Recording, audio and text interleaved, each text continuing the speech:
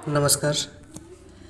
आज के वीडियो में हम लोग व्यष्टि अर्थशास्त्र से संबंधित कुछ शब्दावलियों के बारे में पढ़ेंगे।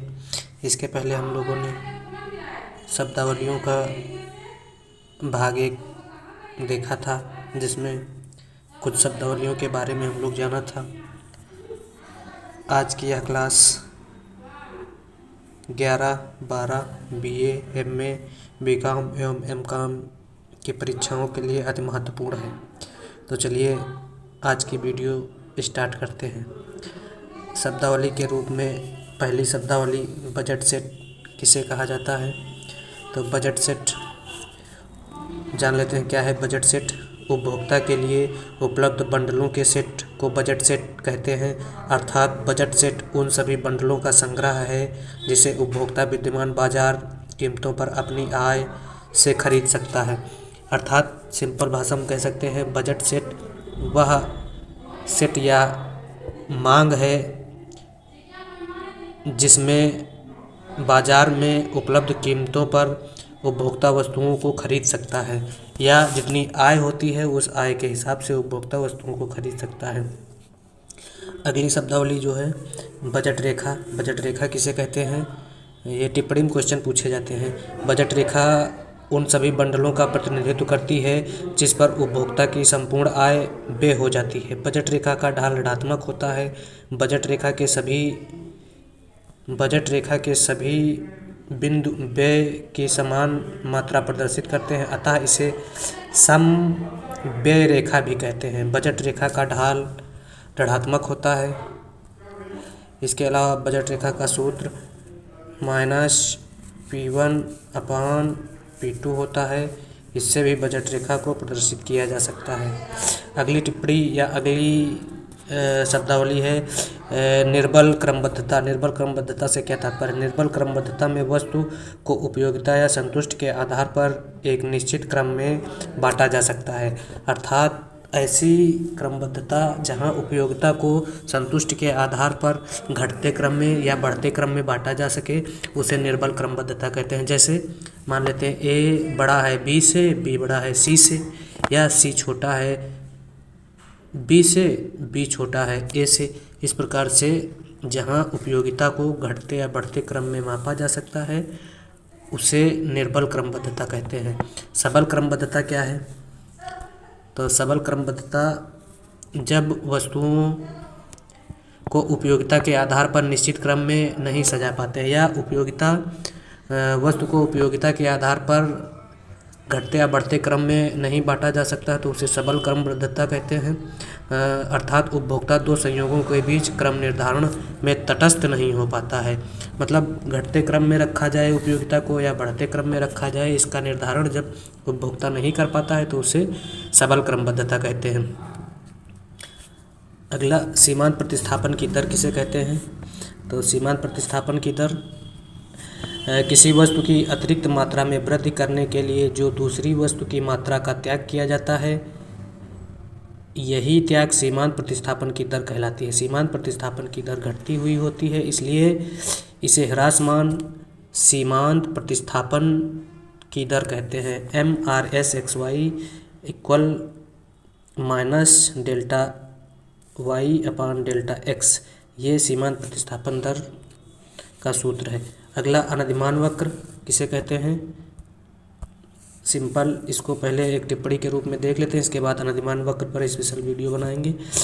2 या 2 से अधिक बिंदुओं का ऐसा बिंदुपथ जिसके प्रत्येक बिंदु पर उपभोक्ता को समान संतुष्टि मिलती है अनधिमान वक्र कहलाता है। अनधिमान वक्र ऐसा वक्र 2 या 2 से अधिक बिंदुओं का ऐसा बिंदुपथ जिसके प्रत्येक बिंदु पर उपभोक्ता को क्या होता है, समान संतुष्टि मिलती है, उसे अनधिमान वक्र कहते हैं। अनधिमान वक्र मूल बाएं से दाएं गिरता हुआ मूल बिंदु की ओर उन्नतोदर एवं ऋणात्मक ढाल का होता है। अनधिमान वक्र अगर आरेख बनाया जाए तो ऐसा बन जाएगा। ये अनधिमान वक्र बाएं से दाएं गिरता हुआ होता है, मूल बिंदु की ओर उन्नतोदर होता है और ऋणात्मक ढाल का होता है। अगला आय उपभोग वक्र किसे कहते हैं। आय उपभोग वक्र उपभोक्ता की मौद्रिक आय में परिवर्तन से उपभोग की मात्रा के प्रभाव के मध्य संबंध प्रदर्शित करने वाले वक्र को आय उपभोग वक्र कहते हैं। आय उपभोग वक्र मूल बिंदु से प्रारंभ होता है। क्वेश्चन पूछा जाता है आय उपभोग वक्र किसके बीच संबंध प्रदर्शित करता है, तो उपभोक्ता की मौद्रिक आय एवं उपभोग की मात्रा के बीच संबंध प्रदर्शित करने वाले वक्र को उपभोक्ता की मौद्रिक आय एवं उपभोग की मात्रा के बीच संबंध प्रदर्शित करने वाले वक्र को आय उपभोग वक्र कहते हैं। अगला कीमत उपभोग वक्र। कीमत उपभोग वक्र इसको जान लेते हैं। कीमत उपभोग वक्र वस्तु की कीमत में परिवर्तन से उपभोग की मात्रा में होने वाले परिवर्तन के बीच संबंध प्रदर्शित करने वाले वक्र को कीमत उपभोग वक्र कहते हैं। वस्तु की कीमत एवं उपभोग की मात्रा के बीच संबंध को कीमत उपभोग वक्र कहते हैं। कीमत में परिवर्तन से उपभोग की मात्रा पर क्या प्रभाव पड़ता है, ऐसे अगर परिवर्तन देखने को मिलता है तो उसे कीमत उपभोग वक्र कहते हैं। अगला आय प्रभाव। आय प्रभाव क्या है? मूल्य में गिरावट के बाद उपभोक्ता की वास्तविक आय में वृद्धि के फलस्वरूप जो प्रभाव वस्तु के उपभोग पर पड़ता है उसे आय प्रभाव कहते हैं।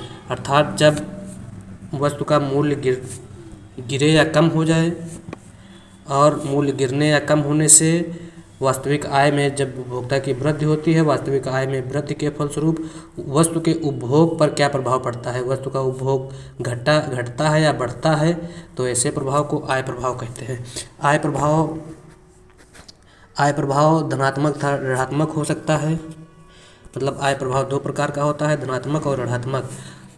अगर निकृष्ट वस्तुओं के लिए कहा जाए तो आय प्रभाव ऋणात्मक होता है और सामान्य वस्तुओं के लिए आय प्रभाव धनात्मक होता है। अगला प्रतिस्थापन प्रभाव किसे कहते हैं? प्रतिस्थापन प्रभाव क्या है? मूल्य में परिवर्तन के कारण वास्तविक मूल्य में परिवर्तन को समाप्त करने के संबंध में आय क्षति पूरक परिवर्तन के बाद जिससे उपभोक्ता संतुष्टि के उसी स्तर पर बना रहे जो मांग में परिवर्तन होता है, तो उसे प्रतिस्थापन प्रभाव कहते हैं। मतलब अगर आय में परिवर्तन हो रही तब भी उपभोक्ता संतुष्टि के उसी स्तर पर बना रहे, इस परिवर्तन को ही प्रतिस्थापन प्रभाव कहते हैं। यह प्रभाव जो है हमेशा प्रतिस्थापन प्रभाव हमेशा ऋणात्मक होता है। ये क्वेश्चन पूछा जाता है एग्जाम में, कॉम्पिटिटिव एग्जाम में, कि प्रतिस्थापन कौन सा प्रभाव हमेशा ऋणात्मक होता है, तो उसमें आय प्रभाव दे देगा, प्रतिस्थापन प्रभाव और मूल्य प्रभाव, या तीनों दे देगा। तो ध्यान रखना प्रतिस्थापन प्रभाव हमेशा जो है ऋणात्मक होता है। अगला मूल्य प्रभाव किसे कहते हैं? मूल्य प्रभाव क्या है?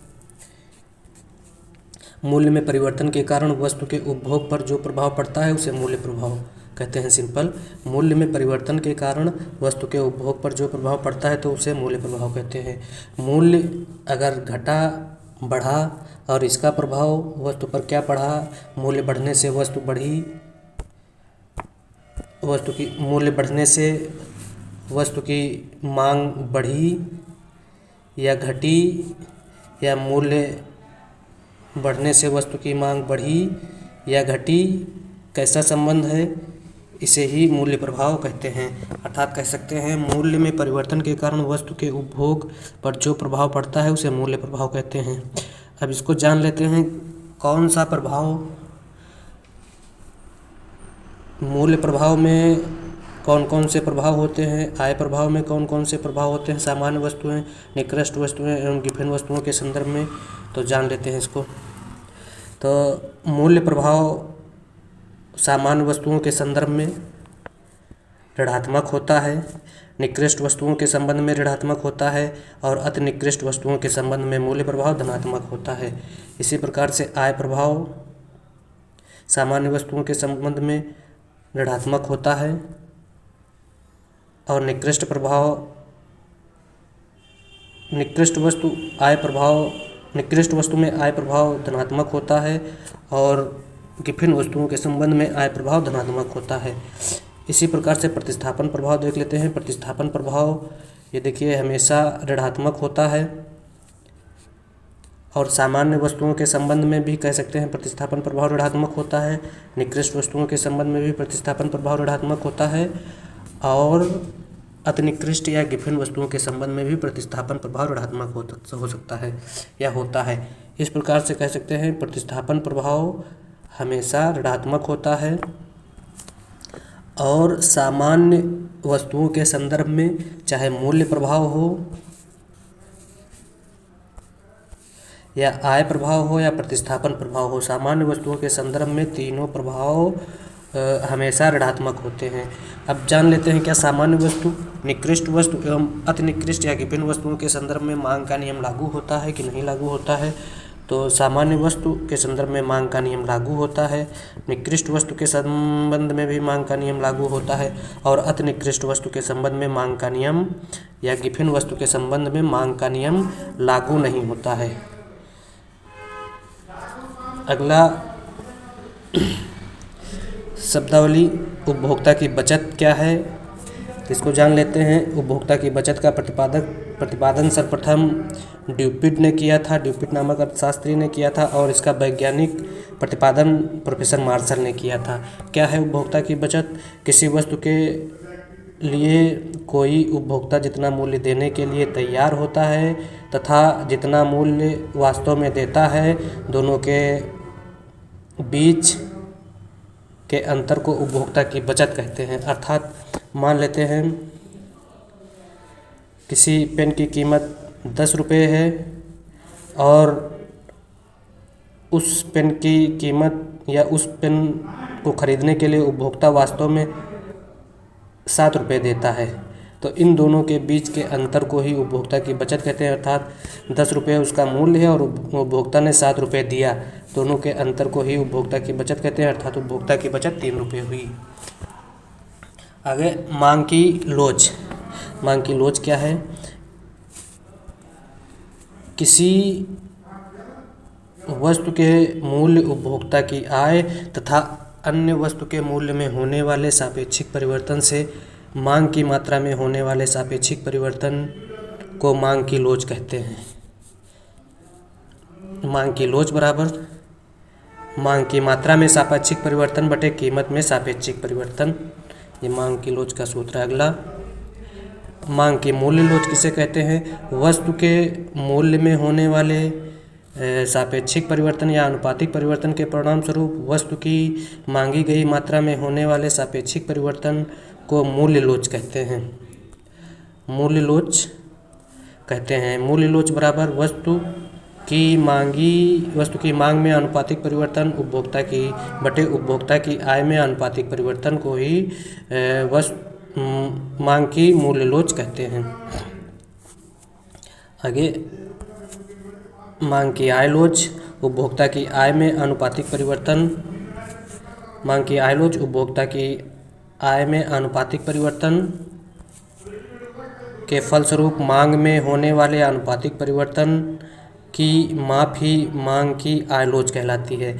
मांग की आय लोच EY बराबर वस्तु की मांग में अनुपातिक परिवर्तन बटे उपभोक्ता की आय में अनुपातिक परिवर्तन। इस प्रकार से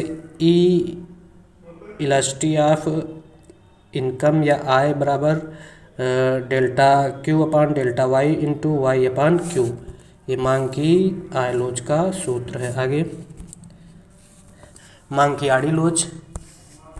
किसी संबंधित वस्तु के मूल्य में होने वाले सापेक्षिक परिवर्तन के फलस्वरूप दी गई वस्तु की मात्रा में जो सापेक्षिक परिवर्तन होता है या मांगी गई वस्तु की मात्रा में जो सापेक्षिक परिवर्तन होता है उसे मांग की आड़ी लोच कहते हैं।